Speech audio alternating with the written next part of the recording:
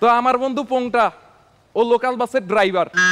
ওদিন পোংটার বউ আমার কাছে আসছে, আইসা কইতাছে, ভাই আপনার বন্ধুর সাথে আমি আর সংসার করব না, তাকে আমি ডিভোর্স দিয়ে দেবো। আমি বললাম, মা কেন, পোংটা করছে কি? না, পোংটা আমাকে সারা রাত ধরে আদর করে, সারা রাত ধরে আদর করে, এটা তো ভালো কথা, তাইলে তারে ডিভোর্স কেন দিবেন? না, লোকাল বাসের ড্রাইভার তো প্রত্যেকটা স্টপে স্টপে এতবার ব্রেক দেয় যে গন্তব্যে যাওয়ার আর ইচ্ছেই থাকে না। খালি পোংটার বউ না ভাই, নিজের প্রেমিকাও মাঝে মাঝে আমার কাছে আসে। আমার প্রেমিকা ওই দিন আইসা আমারে কইতাছে, জান তুমি তো অনেক সুন্দর গান গাও, আমাকে একটা রোমান্টিক গান গেয়ে শোনাও না, আমার মতো সফট।